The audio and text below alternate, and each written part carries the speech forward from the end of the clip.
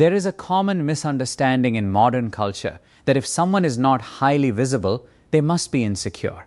If they are not constantly posting their face, sharing their lifestyle, showing off their victories, or broadcasting their appearance, then people assume something must be missing. But that kind of assumption actually reveals a lot more about our current culture than it does about the person being judged. Because for many empaths, the total absence of self-display is not a symptom of low confidence at all. In fact, it is frequently the exact opposite. It can be the natural result of a mind that has simply moved beyond the need for constant external reinforcement. And this is precisely where modern psychology becomes deeply interesting. Most people have been conditioned over time to confuse attention with worth. Somewhere along the way in our social evolution, public visibility became tightly tied to personal identity. The more people who see you, the more significant you somehow appear to be to the world. The more approval you receive from strangers, the more secure you must supposedly feel inside. And social media by design actively amplifies this exact belief. It turns validation into a heavily measurable system where likes become immediate social proof, comments turn into emotional rewards, and view counts morph into a distorted form of social status. But empaths often experience this entire dynamic in a completely different way. Because empaths tend to be unusually aware of subtle emotional undercurrents. They do not just see the simple surface exchange of someone posting a photo and other people responding to it. They often perceive the invisible transaction happening right beneath the surface. They see the underlying need for constant affirmation, the heavy performance hidden deep inside self-presentation, and the unconscious bargaining that essentially says, "See me, approve of me, and tell me that I matter." And for a deeply self-aware empath, witnessing or participating in that cycle can feel utterly exhausting. This is not because they believe that posting on social media is inherently wrong, but rather because they instinctively resist attaching their core identity to public reaction. This is a critical distinction to make. An empath who chooses not to post their personal photos online may not be rejecting human connection at all. Instead, they may simply be rejecting unhealthy dependency. There is a profound and life-changing difference between wanting to share your life and genuinely needing to be validated by others. Many empaths have already spent enough of their years being emotionally attuned to the moods and needs of everyone around them. And through that journey, they begin to value something extremely rare, an identity that remains completely untouched by outside opinion. Think about how completely unusual that kind of stance is in a culture that is almost entirely built on performance. Most people are taught from a young age how to carefully construct a public image. Meanwhile, empaths often feel a deep inner compulsion to protect a raw, unedited reality because they understand something that many others tend to miss. The moment your identity becomes entirely fused with public approval, the easier it becomes to slowly lose yourself. Once your entire sense of self-worth depends entirely on the response of a crowd, you become acutely vulnerable to emotional outsourcing. Your confidence starts rising and falling based strictly on who happens to notice you on any given day. Your inner peace becomes completely negotiable, and your self-image becomes partly owned by total strangers. Mature empaths frequently sense the hidden danger in that dynamic. They would much rather be deeply rooted than merely admired by the masses. They would rather be genuinely authentic than simply impressive to look at. And sometimes, they would honestly rather be completely unknown than fundamentally misunderstood by people who do not know their heart. This often stems from a much deeper philosophical orientation. Empaths frequently value inner essence far over outer appearance, real substance over empty display, and true meaning over a flashy public spectacle. When someone values inner coherence far more than outer recognition, public self-promotion can start to feel strangely irrelevant to their life. Because if you already deeply know who you are inside, what exact purpose does it serve to keep trying to prove it to the world? That simple question often unsettles people because a huge portion of modern behavior is entirely built on proving things. People feel the constant urge to prove their attractiveness, prove their success, prove their happiness, and prove their ongoing relevance. But empaths often begin stepping away from these exhausting systems that require constant proof.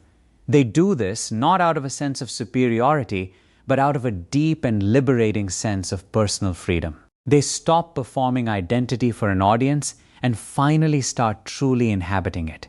And that shift changes everything about how they navigate life. You will likely notice that many emotionally intelligent people tend to become increasingly private as they grow older and wiser. That is never just simple withdrawal from society. That is true refinement. They realize through life experience that not every single truth needs to be broadcasted to the digital world. Not every quiet moment needs an audience or witnesses. Not every sacred part of the self actually belongs in the public eye.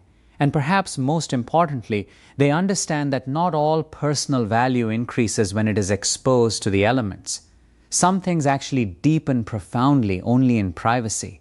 Your peace deepens in privacy, your self-trust deepens in privacy, and your mental clarity deepens in privacy. Empaths often understand this vital truth intuitively from a very early age.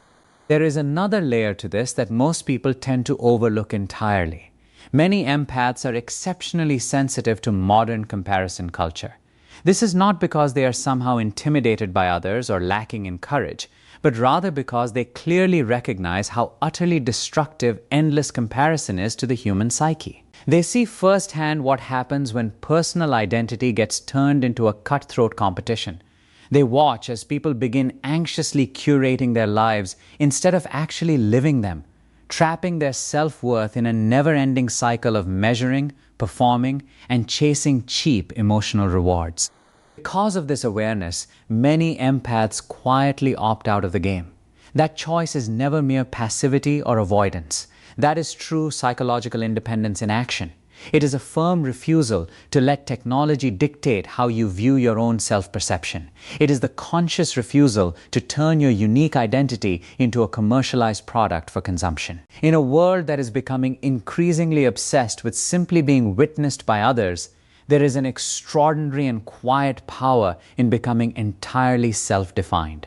That specific kind of power is frequently misunderstood by the outside world. Silence often gets mistaken for insecurity by loud voices. Privacy gets falsely mistaken for personal weakness.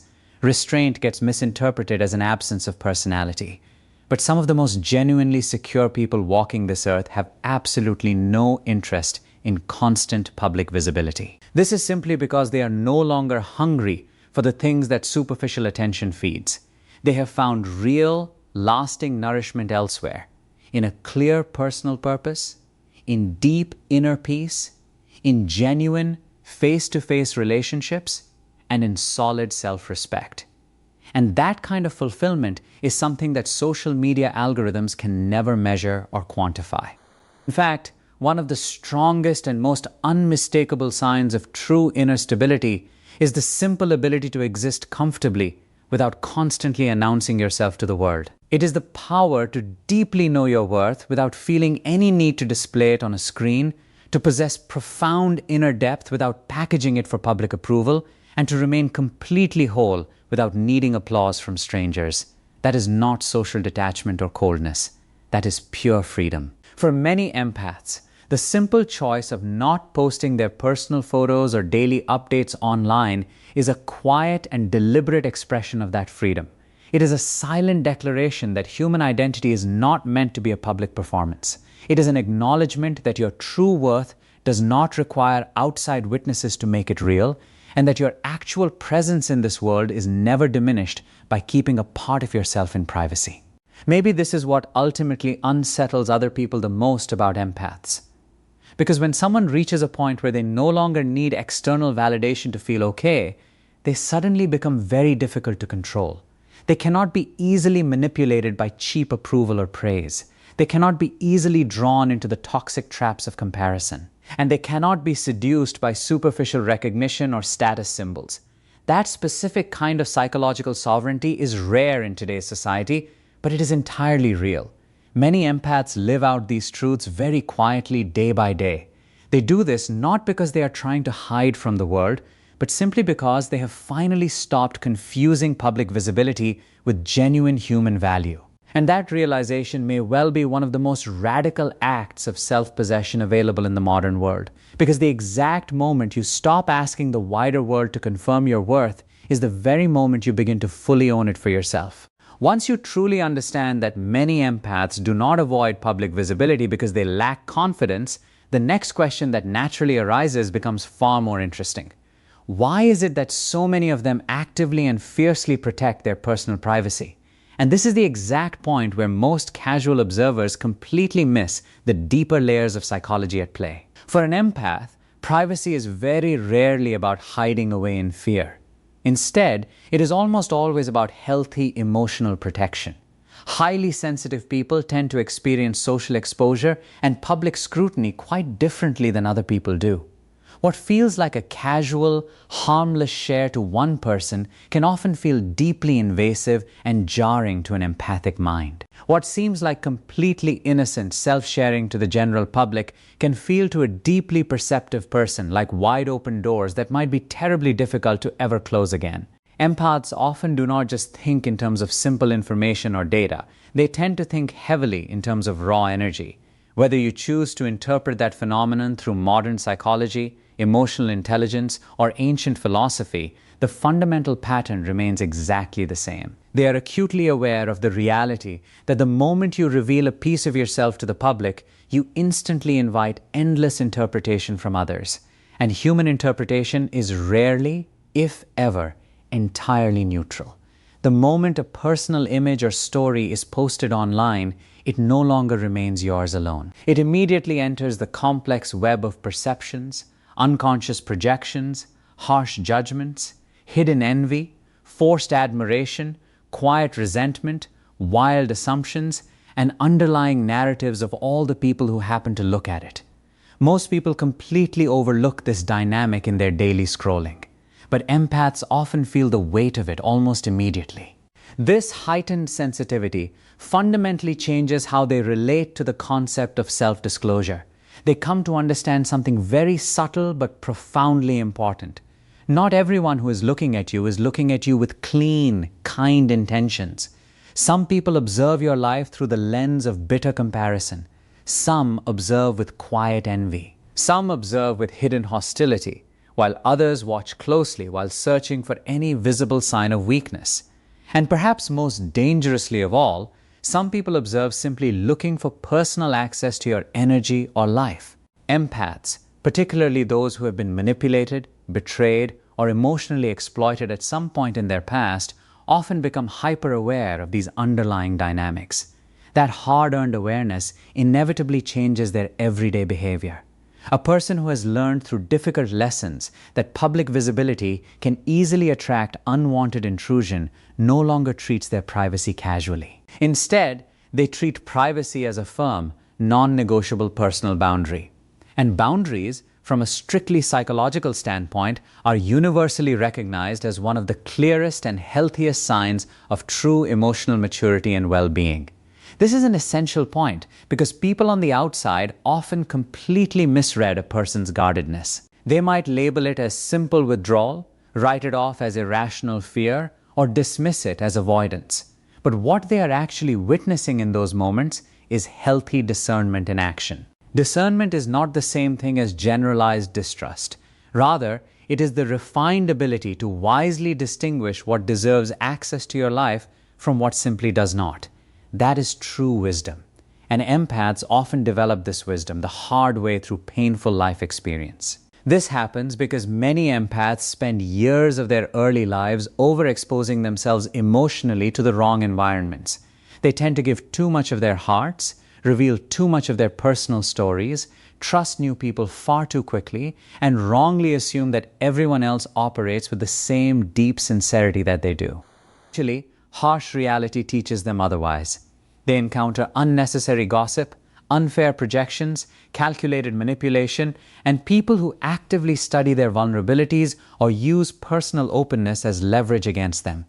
After enduring enough of those draining experiences, a massive psychological shift naturally occurs inside them. The empath stops seeing constant openness as an absolute virtue and begins recognizing selectivity as an absolute necessity for survival and peace. This represents a profound psychological evolution. Immature sensitivity tends to leak all over the place, giving pieces of itself to anyone who asks. Mature sensitivity, on the other hand, actively protects itself. And that healthy protection very often looks like strict privacy to the outside world. Sometimes that privacy looks like choosing not to post personal photos of your family or home. Sometimes it looks like keeping your most important milestones and happy moments completely off public social media platforms. And sometimes it looks like firmly refusing to let total strangers have effortless, 24-hour access to the intimate details of your daily existence. You do this not because you harbor an irrational fear of being seen by others, but because you have finally become deeply intentional about who actually gets the privilege of seeing the real you. There is an enormous amount of personal power found in that choice, especially in a cultural landscape that constantly treats oversharing as the default normal. We live in an era where overexposing your life is frequently framed as the ultimate form of authenticity. But real authenticity without strong personal boundaries is not authentic at all. It is simply vulnerability without discernment. Mature empaths eventually come to understand this crucial difference. They recognize that not every casual observer out there automatically deserves entry into their sacred inner or outer world. And once that realization truly clicks, it changes everything. Once privacy is elevated to a legitimate form of self-respect, silence stops feeling empty or lonely. Instead, it starts feeling deeply sovereign and peaceful. There is also another layer here that most people never take the time to consider. Empaths are often exceptionally aware of emotional residue. They feel the lingering psychological after-effects of social interactions long after they have ended. They feel the quiet exhaustion that naturally follows unnecessary public exposure and the strange, heavy mental fatigue that can come from feeling watched, interpreted, or energetically entangled in the passing perceptions of too many people at once. Other people might easily dismiss these feelings as overthinking, but empaths often live through them as a physical and mental reality. Whether we choose to frame this phenomenon through modern neuroscience, deep emotional sensitivity, or interpersonal dynamics, there is plenty of evidence to support it. Highly sensitive individuals process all kinds of social stimuli much more deeply than the average person. They often experience judgment and criticism far more intensely, they can ruminate much longer over a thoughtless comment, and they can acutely feel relational tension that others barely even register on their radar. So what might appear to outside onlookers as overprotectiveness is actually just a completely rational, healthy response to heightened mental processing. In other words, they are not avoiding damage that is merely imagined in their heads. They are protecting their peace from a reality they know all too well. They are simply preventing damage before it happens.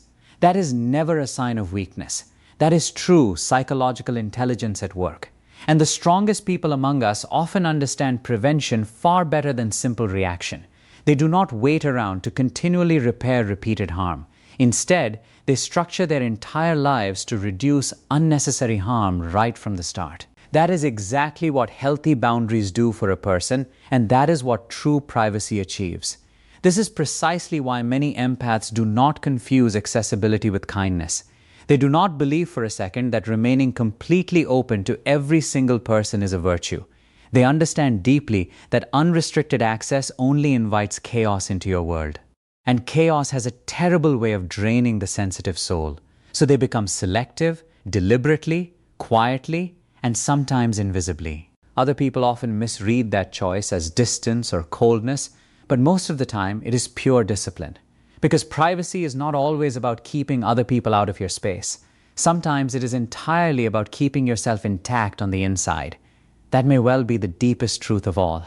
To protect your inner peace is never selfish. To limit unnecessary exposure to the noise of the world is not paranoia. To decide that certain sacred parts of your life remain just for you is not antisocial behavior. It is true self-governance. And from a psychological standpoint, self-governance is one of the highest forms of human maturity. The person who can calmly decide what to reveal to the world, what to quietly withhold, who receives access to their energy, and where their emotional boundaries begin, is not hiding from reality. That person is deeply conscious. And true consciousness always looks a bit strange to people who are still operating unconsciously. This is why empaths are so frequently misunderstood by the crowd. Their healthy restraint gets mistaken for personal insecurity. Their privacy gets falsely mistaken for shady secrecy. Their firm boundaries get mistaken for cold walls. But walls isolate you from life, while boundaries preserve your spirit. Knowing the crucial difference between the two can completely transform a person's life. Because the truth is, every single empath eventually has to face this exact decision. Will I keep making myself endlessly accessible to the world just to prove that I am an open person? Or will I fiercely protect what is truly valuable because I know it actually matters? That is not a small, insignificant choice. That is the fundamental difference between living in a state of emotional depletion and living in true emotional sovereignty. Perhaps the deepest lesson hidden here is this: what you choose to protect always reveals what you believe is truly precious. If an empath chooses to protect their inner peace, their personal image, their quiet inner world, and their private life, perhaps it is not because they harbor some deep fear of the world out there. Perhaps it is simply because they have finally come to fully understand their own self-worth. The exact moment you stop treating privacy as hiding is the exact moment you begin to see it for what it truly is: the intelligent defense of something sacred. Once you understand that many empaths are not avoiding visibility out of fear, and that they are not merely protecting privacy for the sake of it, an even deeper pattern starts to emerge. For many of them, the conscious decision not to constantly post their lives online is tied to something much more fundamental. They are far more interested in genuinely experiencing life than they are in performing it for an audience. That single distinction may well be one of the greatest psychological divides of our modern time, because modern culture has quietly trained people to confuse documentation with actual participation. It has taught society to believe that if a moment is not shared on a screen, it somehow matters less. It whispers that if an experience is not displayed for strangers, it is somehow incomplete, and if others do not witness it, it completely loses its significance. But empaths tend to resist this logic instinctively. They relate to life through raw presence rather than public performance. And those are two radically different ways of existing in this world. Performance constantly asks how something will appear to others. Presence simply asks how fully a person is living this exact moment. Performance turns all moments outward toward a crowd, while presence turns awareness inward toward the soul. Empaths feel the heavy tension between those two modes very strongly, because the moment you begin curating an experience solely for observation, something subtle and vital changes inside you. Your attention splits in two. A part of you is no longer truly immersed in the moment because a part of you has stepped entirely outside of it to manage outside perception, to frame it, to package it, and to anticipate the reaction of the crowd. Many empaths feel that fracture deeply. They sense how quickly living can dissolve into presenting, and they naturally resist it. This reaction is never accidental. It emerges from a psychological orientation toward depth. Empaths tend to value felt, unedited experience far over symbolic representation. They care much more about what something actually means to their heart than how it looks on a screen, and they value emotional reality far more than social optics. This makes performative culture feel strangely hollow to them, because so much of social media is built entirely on transforming a human life into a marketable image. But empaths generally prefer life before it ever becomes an image. They want the unmediated experience. They want the quiet conversation that no one else gets to hear, the sunset that no camera interrupts, and the personal victory that no audience applauds. They want the moment that exists fully and purely without ever needing to be converted into digital content. There is something profoundly philosophical in that preference because it raises a question that most people never pause to ask. At what point does constantly documenting your life begin to actively interfere with actually living it? That question truly matters. Because once your personal identity becomes tightly tied to display, your real experiences can become purely instrumental. Moments stop being lived simply for their own sake and start being collected purely for public presentation. When that happens, something essential is inevitably lost. the sacredness of immediacy, the quiet intimacy of true presence, and the fullness of undivided attention. Empaths guard those things fiercely because they understand, either consciously or intuitively, that your attention is your actual life. Wherever your attention goes, your existence is shaped. And if your attention is constantly being redirected towards self-presentation, something deep inside you begins to erode. Inner stillness fades, authenticity slips away, and your direct contact with reality as it actually is, rather than as it merely appears, starts to disappear.